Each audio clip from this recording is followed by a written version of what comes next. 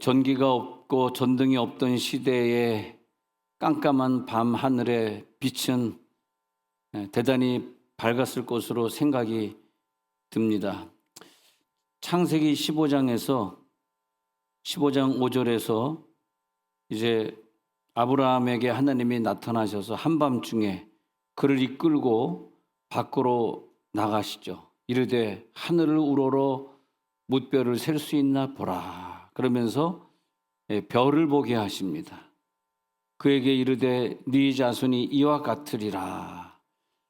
그때 아브라함은 이 창세기 15장 5절에서요. 아브라함은 하늘을 바라봤는데 하늘에서 별이 반짝이는데 얼마나 그 별이 아름다운지. 그러면서 이제 6절에서 아브라함이 여호와를 믿으니 그 별을 바라보면서 아브라함이 여호와를 믿게 된 거죠. 여호와께서 이를 그의 믿음으로, 이것이 바로 너의 믿음이다, 그의 의로 여기시고 하나님께서 그에게 큰 약속을 해주셨는데 이렇게 너희 자손 중에 별과 같이 많은 자손이 나올 것이다. 그러면서 너의 몸에서 아들이 태어날 것을 예언해 주셨습니다. 그런데 아브라함은 그 하나님의 약속을 의심하지 않고 믿었어요. 나이가 들었는데도 믿었어요. 그런데 시간이 지나가고 자기가 이제 99세가 될 때까지 아이가 안 생기는 거예요. 오랜 시간 기다렸는데 하나님이 아들을 주지 않았습니다. 종 하갈을 통해서 이스마엘은 얻었지만 하나님은 그게 너의 후손이 아니다, 또 그렇게 말씀하셨어요. 또 그리고 또 13년의 세월이 또 지나가게 되죠. 그런데 이제 정말 생산할 나이가 없는 그런 능력이 전혀 없는 그런 때 하나님이 아들을 또 주셨어요. 그러니까 하나님은 왜 나에게 아들 안 주시지 하면서 하나님에 대한 의심, 하나님에 대한 포기가 한동안 있다가 또 아들을 또 주셨어요. 그래서 하나님에 대한 의심 또 실망감이 또 사라졌어요. 하나님이 나에게 또 아들을 주셨구나. 100세가 됐는데 정말 나이가 생산을 능력이 없는 그때에 하나님이 아브라함에게 아들을 주신 거죠. 그때 그 선물로 아들을 받은 다음에 너무너무 기뻐가지고 그 가정에 웃음이 되었습니다. 그래서 그 아들의 이름을 이삭이다 이렇게 졌어요. 우리 가정에 이 100세의 선물을 주시다니. 그래서 한동안 그 이삭은 나의 웃음이었고 나의 기쁨이고 나의 응답이고 나의 찬송이었고, 그 100살 넘은 노인이 웃게 할 수 있는 그 소망은 이삭에게 있었습니다. 야, 이삭이 너무 기쁘다. 근데 어느 날 또 10여 년이 지난 다음에 하나님이 또 저 하늘의 별을 또 바라보게 하시는 거예요. 그래서 하나님 별을 바라보게 하시면서 야, 너는 모리아 지방으로 가라. 갑자기 모리아 지방으로 또 왜 가시려는 거요? 그러더니 그래 거기서 모리아 산이 있는데 산 꼭대기에 올라가 가지고 너의 가장 기쁨이고 이삭을 웃음이라고 이름 줬는데 그 아이를 번제물로 아주 그냥 갈기갈기 찢어가지고 번제물로 태워서 바치라, 이렇게 된 거예요. 근데 아니 그 전에 아들을 주겠다 그래가지고 10몇 년 동안 기다리게 해놓고선 힘들게 하시던 그 상처가 있는데 이제는 또 애가 이제 10몇 살이 됐는데 또다시 아들을 바쳐라 이러니까 도저히 아브라함은 하나님을 믿을 수가 없었겠죠. 그 하늘의 별을 바라보는데 저기 저 별 중에 저 많은 자손들이 내 자손이 된다 그랬는데 이삭이를 내가 오늘 죽으면 저 반짝이는 저 별들은 대체 내 자손이 되는 거야? 이거 어떻게 되는 거야? 의심이 가는 거죠. 그래서 이 늙은 할아버지가 아주 그냥 실망한 마음, 무거운 마음으로 밤하늘을 바라보는데 마음이 슬펐겠어요? 기뻤겠어요? 여러분 어떻게 생각하세요? 아브라함의 마음이 110 몇 살 된 이 할아버지의 마음이 예? 그 아들을 죽여서 바쳐라 그랬는데 마음이 기쁠까 슬플까? 하여튼 슬프겠죠. 우리들의 생각일 때 슬프겠죠. 그래서 창세기 22장에 넘어가서 보니까 22장 2절에 한번 가서 볼게요. 그 일 후에 하나님이 아브라함을 그래서 독자에서 모리아 땅으로 가서 내가 내게 일러준 한 산으로 그를 번제로 드리라 그랬잖아요. 드리라 그랬다고.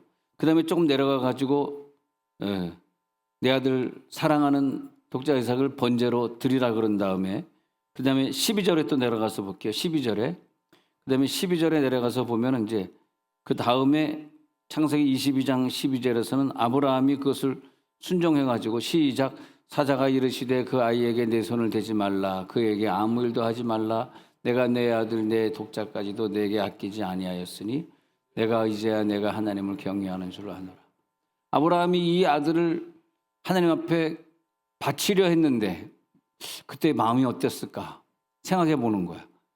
그 하늘에선 깜깜한 가운데 별들이 떠 있는데 그 깜깜하게 전등도 없고 전기도 없는 그때 깜깜한 밤에 그 별 앞에서 이 아이를 죽이려고 했는데 하나님이 의외로 시험을 준 것이 아니라 바치지 말라 걱정하지 마라 내가 너의 가지고 있는 믿음을 이제 알겠어 그러니까 이제 바치지 마 그랬더니 가서 보니까 그 다음에 구절 보니까 그 순양이 수풀에 걸려 있더라 이거죠. 네. 그래서 순양이 수풀에 걸려 있어 가지고 아브라함이 그 다음 구절에 또 보니까 아브라함이 그 순양을 이제 대신 바치게 된 장면이 나오거든요. 그러니까 손을 대지 말라. 아까 그 12절에 읽었던 거 보면 야, 네 손을 대지 말라. 그에게 아무 일도 하지 말라. 내가 내 아들 독자까지도 내게 아끼지 않은 그 마음을 보고 내가 이제야 네가 하나님을 경외하는 줄 아노라 하고 22장 12절에서 말씀하셨단 말이에요. 예.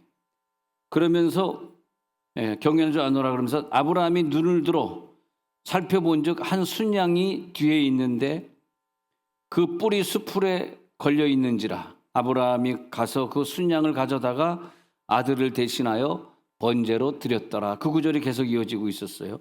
그래서 이삭을 대신하여 바칠 그 수풀에 걸려 있는 순양 한 마리를 보게 하면서 그곳으로 제사를 드리게 했는데 근데 그 다음에 보니까요.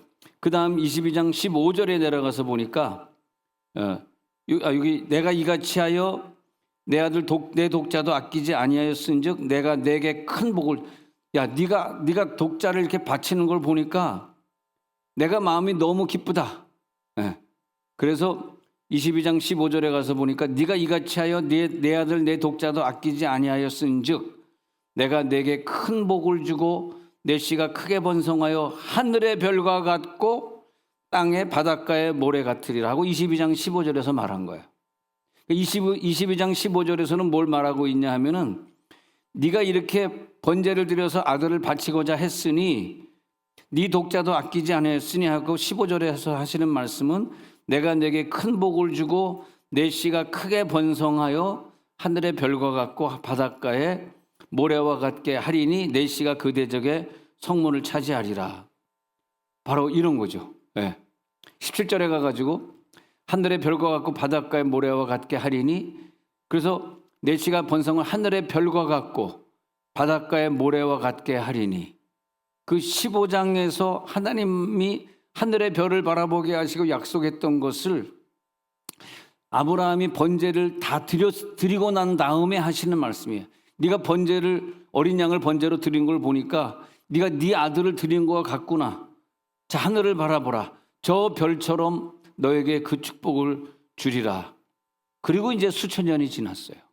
수천 년이 지났는데 어느 날 동방 박사들이 이 성경을 잘 연구하고 아브라함이 어떻게 이삭을 바쳐서 복을 받았는지 성경을 잘 알고 있는 이 박사들에게 그때 아브라함을 깜짝 놀라게 했던 그 깜깜한 밤이 다시 펼쳐진 거예요. 지금 이 동방 박사들이 그냥 우연한 밤을 만난 것이 아니라 그 밤에 깜깜한 밤에 하늘의 별을 바라보면서 아브라함의 심정을 이해하게 된 거야.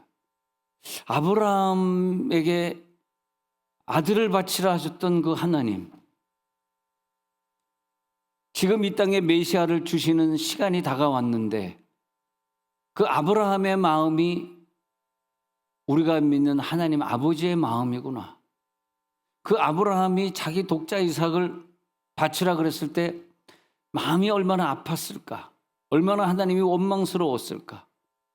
그러면 우리는 지금 메시아에 대한 예언을 읽고 있다가 저 큰 별을 바라보면서 우리는 메시아 있는 곳으로 가고자 하는데 이들의 마음이 아팠을까? 안 아팠을까? 동방박사들이 하나님의 마음, 저 하늘에 떠 있는 저 하늘에 계신 하나님의 마음을, 하늘의 별을 쳐다보면서 하나님 마음은 얼마나 아팠을까? 이 죄 많은 인류를 위해서 자기 아들을 대신 보내셔야 되는 그 아들이 탄생하는 곳으로 우리는 지금 출발해야 되는데, 황금과 유황과 모략을 가지고 출발해야 되는데, 그 하나님의 마음은 이 죄 많은 인간을 대신해서 자기 아들을, 저 하늘의 별 같은 저 아들을 이 땅에 떨어뜨려야 되는데 그 하나님의 마음은 얼마나 아팠을까? 그 아브라함이 이삭을 죽이라 그랬을 때 얼마나 아팠을까? 하나님의 마음은 지금 아들을 죽이려고 이 땅에 보내는 순간인데, 한번 생각해 보세요. 아들을 좋은 일 있으라고 보내면은 슬프지 않겠죠.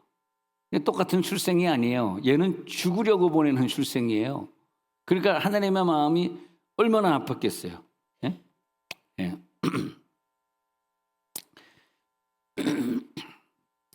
근데 이 동방박사들은 그 별이 지시하는 곳으로 따라갔습니다.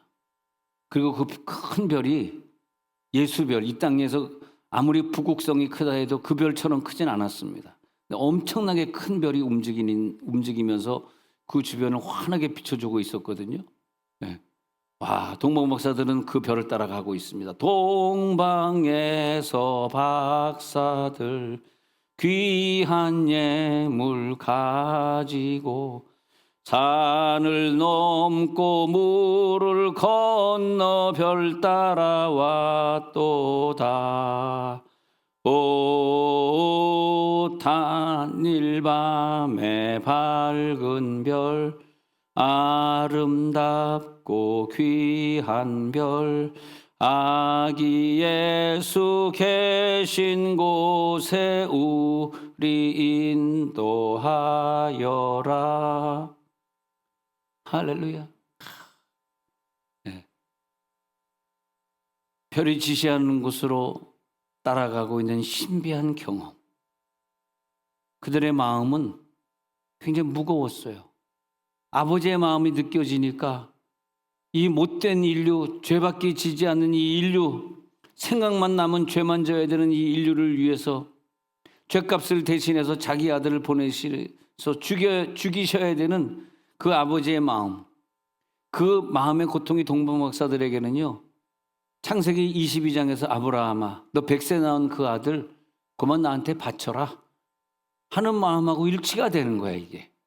그래서 동방박사들의 마음이, 동방박사들의 마음이 아버지의 마음이고, 그 하나님 아버지의 마음이 그 이삭의 아버지의 마음이었구나. 죄 없이 십자가의 고통을 받으시고 죽음을 맞이해야 될 것을 아는 그 아버지의 하나님의 마음이 얼마나 아팠을까. 막 눈물이 나더라고, 저는요. 아버지의 마음. 그 마음을 비유하면서 2살 미만의 아이를 죽이라고 헤롯이 명령했을 때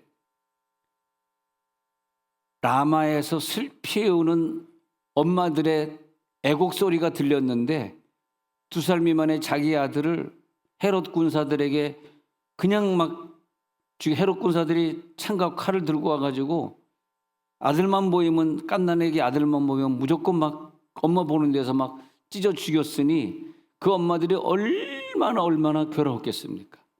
그 울음소리가 들렸는데 그것이 하나님 아버지의 아픔이 아니겠는가? 성경은 그렇게 기록하고 있습니다. 혹시 이것이 라마에서 울던 그 애기들의 엄마의 소리.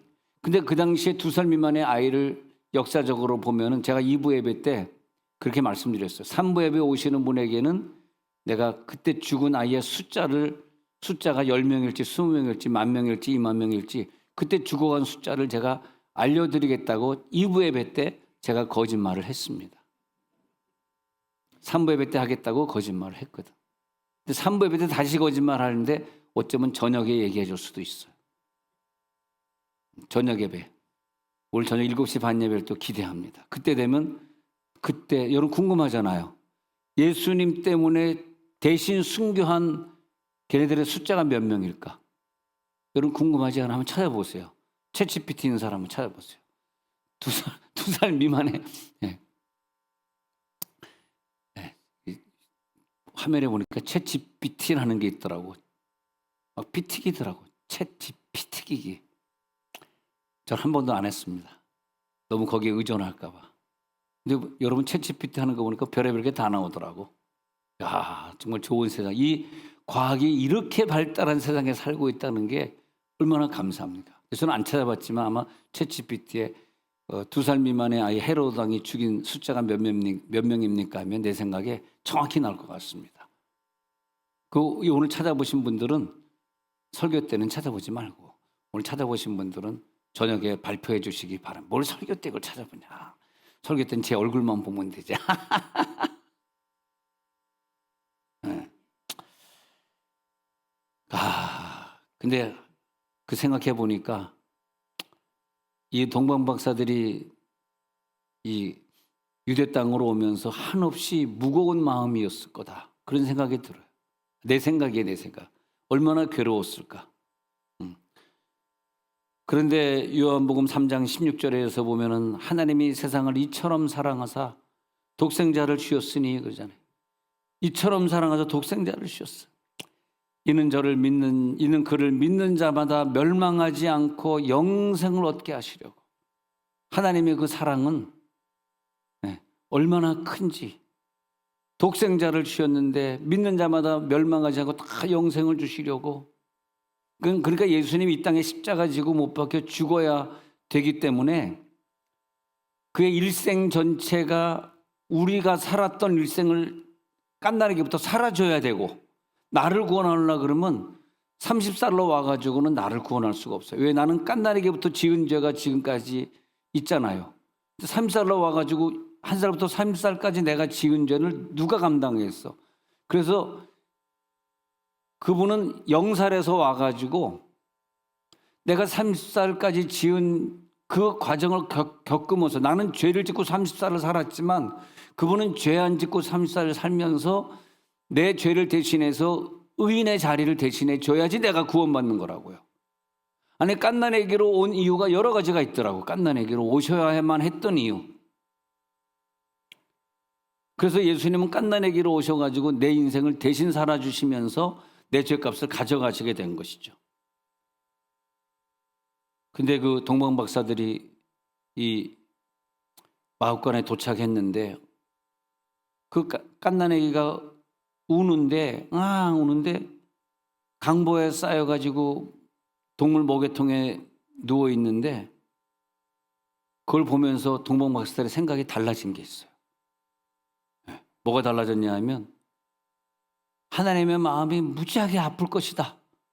힘들 것이다. 그렇게 생각하고 왔는데 그 아이를 보는 순간 그 아이가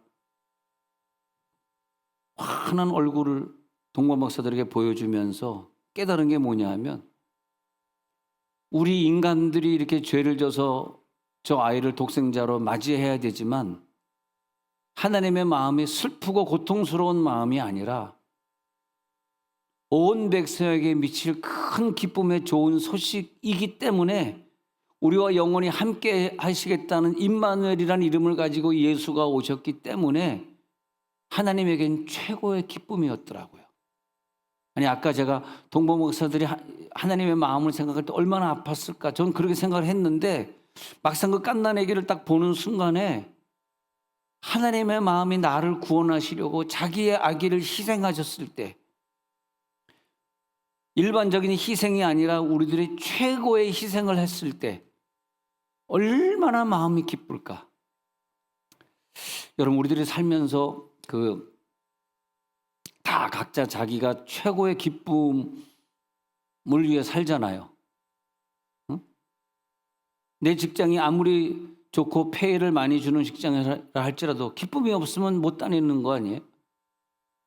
가정도 그렇고 직장 생활도 그렇고 애들 공부 안 하는 건 공부하는 게 기쁨이 아니라고. 핸드폰 조금 더 하는 게 기쁨이고 드라마 보고 세상 노래 부르고 뭐 그런 거 보는 게 기쁨이잖아. 공부는 기쁨이 아니고. 그러니까 아무리 공부하라 그래도 나 이게 기쁘지 않은데 뭐 기쁜 걸 한다고. 이 기쁜 것을 위해 자기의 인생을 투자하고 그 가장 기쁜 것을 소중하게 생각하고 가장 기쁜 것에 자기의 목숨을 거는 거 아닙니까? 근데 제가 이렇게 살아오면서 나는 뭐가 가장 기쁜가 했더니 왜 이렇게 기쁠 때 몸에 엔돌핀이 확 느껴지잖아요. 확 혈액이 돌면서 엔돌핀이 확 느껴지는데 그런데 난 그게 느껴지더라고. 야, 이게 나의 최고의 기쁨이구나. 어? 아니 어저께 그 차도 없이 승용차도 없이 막 3시간 4시간에 걸쳐 가지고 일주일에 한 번만 오는 것이 아니라 막 3번 4번씩 오는 그 교인 집을 제가 처음 신방했나 2번째 신방했나 하여튼 처음 신방한 것 같은데 너무 미안해서 내가 거기 신방하겠다. 차로 가니까 1시간 반 걸리더라고. 근데 그분이 기차 타고 버스 타고 이렇게. 근데 한 거의 20년 가까이 왔어. 수지에서부터 왔으니까 한 18년, 19년 온 것 같아. 여기에 13년 온 거 계산해 보면 야, 이 멀리서 이렇게까지 와야 되느냐. 근데 그 어머니에게 어머니 권사님 딸이 이렇게 멀리 오니 내가 그저 미안합니다 그랬더니 아니래요. 어머니가 너무너무 기쁘다는 거야. 딸이 이렇게 신앙생활을 기쁘게 하고 이 말씀 외에는 못 듣겠다 그러면서 아버지 여러분도 귀가 열릴지어다. 귀가 열리니까 그냥 이 말씀. 그래가지고 열심히 믿는데 나도 미안하잖아. 그래서 와이프하고 신방을 갔다고. 근데 갔다 오는데 내 마음에 기쁨이 솟는데요. 그래 누가 나에게 돈을 준다 한들 이렇게 기쁠까? 누가 나에게 좋은 직장을 준다 한들 이렇게 기쁠까? 응?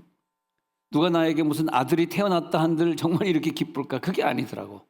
아들이 태어난 기쁨도 아니고 돈이 생긴 기쁨도 아니고 내 직장을 바꿔준 기쁨도 아니고 응? 무슨 시험에 붙은 기쁨도 아니고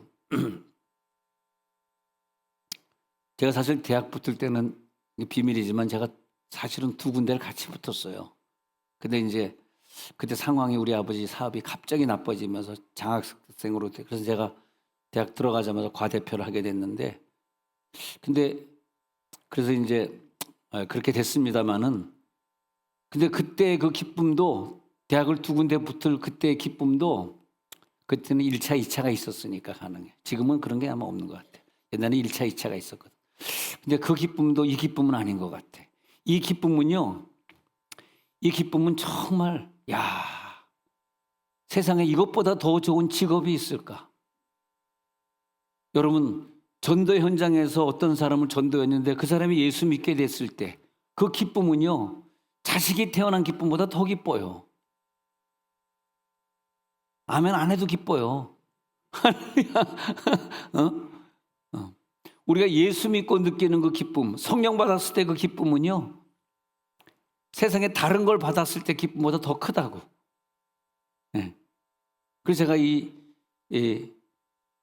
성직이 제가 40년이 넘었잖아요. 지금 43살이니까 3살 때부터 했으니까 40년이 넘었잖아. 근데 이것보다 더 좋은 기쁨은 없더라고. 사람을 만났을 때 그 사람이 변화되어지고 예수 믿게 되어지고. 네. 네. 근데 이렇게 멀리서 3시간씩 차를 타고 와가지고 교회를 오고 있으니 내가 1시간 반 드라이브해서 가는 게 뭐가 그렇게 힘들겠는가.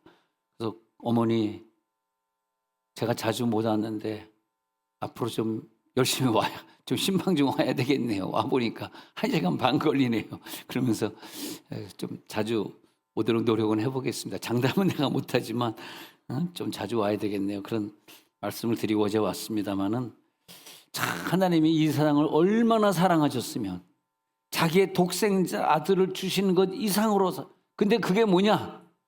하나님의 기쁨이더라 이거예요. 제 말은 하나님의 기쁨이에요. 이게 얼마나 슬펐을까. 동본 목사들은 하나님 마음이 얼마나 슬펐을까, 아팠을까. 이 죄인들이 이렇게 죄를 지니까 하나님이 자기 아들까지 보내셔야 되고, 그러면서 괴로움 속에서 낙타를 타고 왔는지 하여튼 말을 타고 왔는지 왔는데, 근데 그 독생자, 그 강보에 쌓여있는 독생자를 보는 순간에 이 아들을 우리들에게 주시기까지, 자기 아들을 죽음으로 내어주기까지 우리를 사랑한 그 아버지의 마음이 오늘 느껴질지어다. 오늘 느껴지자 이거예요. 그 마음이 엄청 기쁜 마음이야. 그게 난 너무 감사한 것 같아. 내가 느낀 마음은 독생자를 이 땅에 주신 아버지의 마음이 아픈 것이 아니라, 그 신방을 갔다 오는 내 마음은 힘들다, 피곤하다, 왜 토요일날 이렇게 스케줄이 많은가, 그런 마음이 아니라 너무 기쁜 거야. 이 기쁨을 내가 어디서 찾지? 무엇이 나에게 이런 기쁨을 줄 수 있을까? 내가 어디 가서 죄를 좀 더 지면 이런 기쁨일까? 술, 담배 또 뭡니까? 술, 담배, 뭐 마약 뭡니까? 춤, 노래방 뭡니까? 하도 목사님들하고 그 전에 어디 갔을 때 노래방에 한번 가자 그래서 갔는데 나한테 노래 부르라는데 딱 하나밖에 모르겠더라고. 저 높은 곳을 향하여. 노래방에 그 노래가 있더라고요. 깜짝 놀랐어요. 무슨 노래방에. 예, 예. 여러분, 모든 대한민국 노래방에 있는, 모든 노래방에 있는 그 노래를 만드는 음원을 만드는 애가 있는데, 걔가 친구 목사 딸이에요. 세상에 직업 중에 그런 직업이 없대네. 그거는 아무도, 그래서 아무한테도 안 가르쳐 준대. 난 노래방에 안 가봤지만 노래방에 가보면 뭐 이렇게 음원 있을 거 아니야. USB 하나 꽂아서 하는. 그래서 아주 걔가 목사님 딸이라 그런지 아주 복을 많이 받았더라고. 대한민국에 자기 아니면 그걸 뭐라 그러던데, 무슨 음원이라 그러던데. 난 다 듣고 잊어버렸는데, 세상에 그래서 우리가 이 복은 부모에게서 내려오는 거더라고. 할렐루야. 복된 부모가 될지어다. 또 그 다음에 신앙은 아빠에게서 내려오는 거더라고. 아빠의 신앙을 애들이 본받더라고. 그 다음에 성품은 엄마에게서 내려오더라고. 옆에 있는 사람 손 한번 잡아서 축복합니다. 축복합니다. 당신은 천사 같아요. 시작. 당신은 천사 같아요. 그건 얼마나 우리 교인들 성품들 좋은지, 이걸 딱 나눠주니까 이걸 받기 위해서 1년을 기다렸대. 1년을. 사역지원서 하고 싶어서. 네. 1년을 기다렸대. 오늘 삼부 찬양대 앉아있는 분들이 벌써 성가대 끝나자마자 이거 쓰고 앉아있는 거야.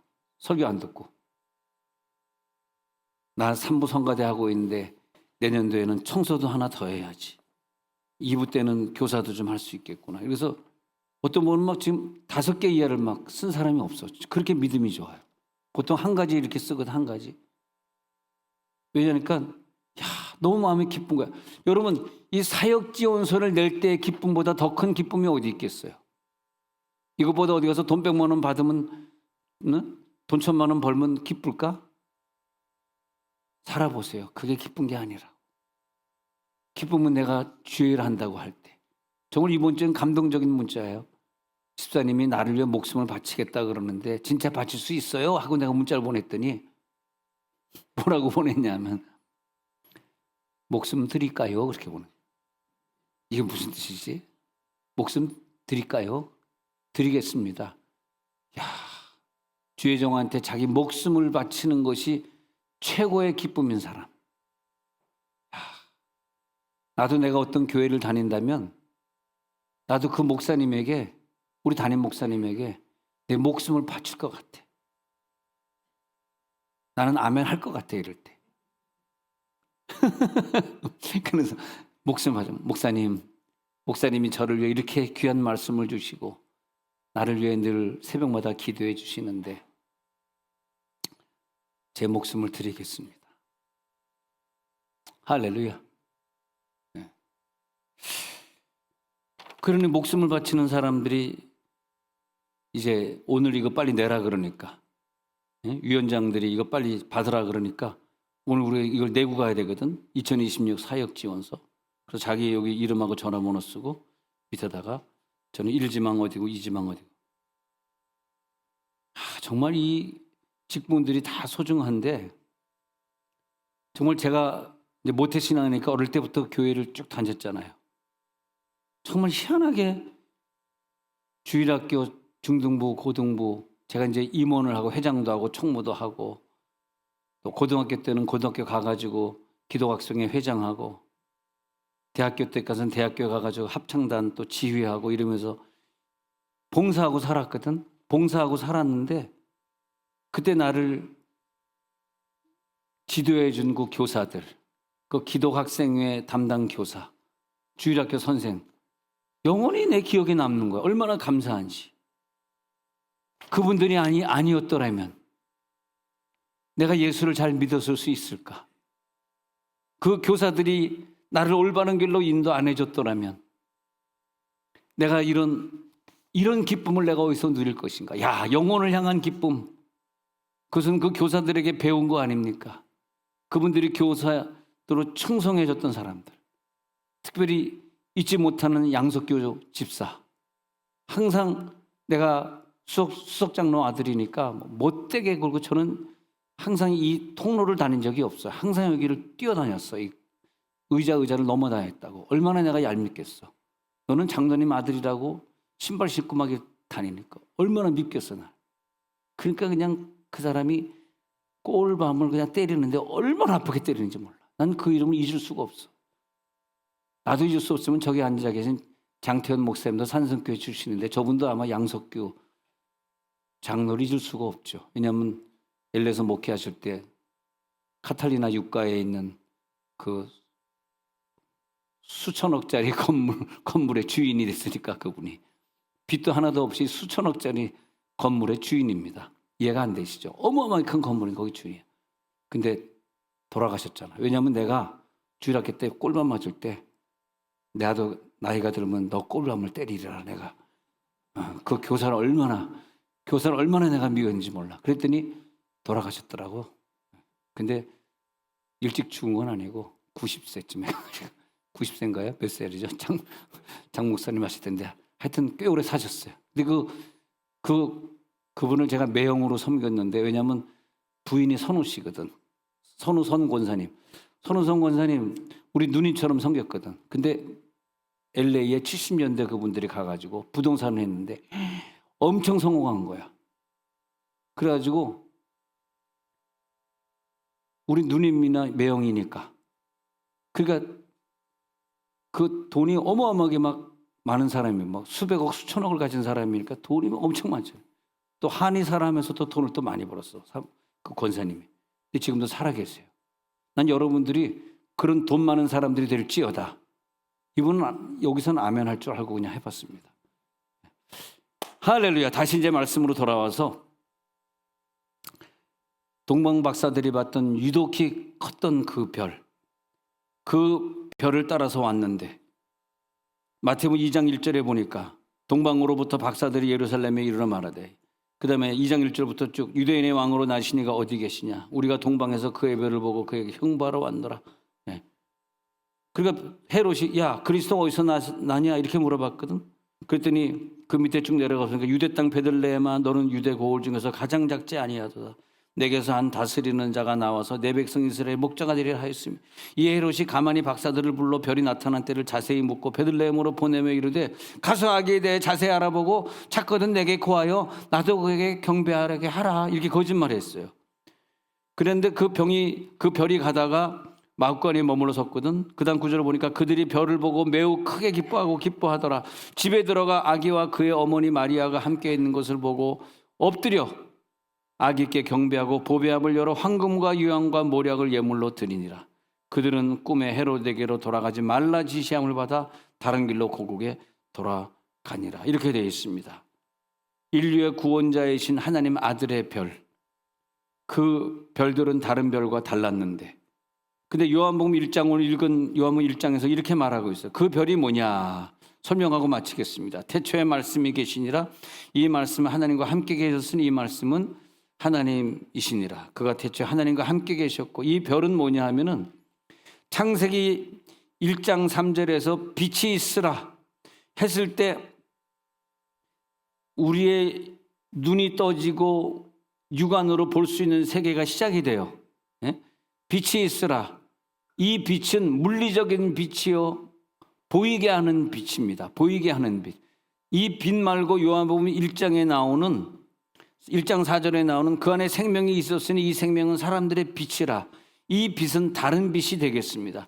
예수님으로 오신 그 빛은 이미 창세기 때 창조되었던 육안으로 볼 수 있는 그 육적인 빛이 아니라 성육신으로 오신 놀라운 신빛. 그 빛은 뭐냐 하면 따라해 봅시다. 생명의 빛. 시작. 생명의 빛. 우리들에게 생명을 주신 빛. 우리들을 영원히 천국에서 살 수 있는 능력을 주신 빛. 이 생명은 사람들의 빛이라. 근데 그 빛이 어두움의 빛이지만은 5절에 보니까 빛이 어두움에 비쳤어요. 어둠이 깨닫지 못하는 빛이다. 창세기에 나오는 빛은 어둠도 밝음도 깨달아요. 저거 빛이네. 이제 우리가 볼 수 있네. 환하네. 근데 이 예수의 빛은 어둠이 깨닫지 못했어요. 구원받은 자만 깨닫고 택정된 자, 예정된 자만 깨닫게 되었어요.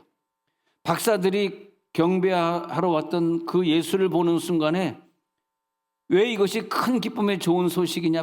박사들에게는 이 딱 보는 순간에 최고의 기쁨이 확 들어와. 왜냐? 이 빛은 내 영혼을 살리는 빛이니까. 존재의 빛, 존재빛. 무엇을 보게 하는 빛이 식별의 빛이 아니라 나를 존재케 하는, 이 빛이 없으면 내가 존재하지를 못해요. 존재케 하는 생명의 빛. 할렐루야. 그때 동방 박사들은 마음이 기쁜 거예요. 아, 기쁘다. 이 빛을 보는 순간에 여러분 최고의 기쁨이 무엇일까? 내 영의 최고의 기쁨, 그 빛을 받는 순간에, 그 빛이 내게 확 비춰지는 순간에, 그 빛의 순간에, 저는 그래서 20대 후반에 그 빛이 확 비춰질 때 내 인생을 결정을 하게 된 거죠. 아, 나는 이 길을 걸어가야 되겠다. 내가 가지고 있는 이 좋은 직장 다 포기해야 되겠다. 근데 그 참 빛이 나에게 확 비춰질 때 그것에 내가 종사하는 것보다 더 큰 기쁨은 없더라고. 너무 감사하더라고. 그래서 전도할 때, 신방 갈 때, 성경을 읽을 때, 성도들을 위해 늘 기도하는 기도 생활을 할 때, 아, 이 빛이구나. 내 눈으로 인식할 수 있는 그 인식의 빛이 아니라 영으로 인식할 수 있는, 영으로 분별할 수 있는 빛. 오늘 기도하다가 그 빛이 느껴질지어다. 여러분 오늘 기도 속에 들어가 가지고 여러분에게 비치는 그 빛이 있었으니, 요한복음 1장 9절에 가서 보니까 요한복음 참빛 곧 세상에 와서 각 사람에게 비치는 빛이 있었나니.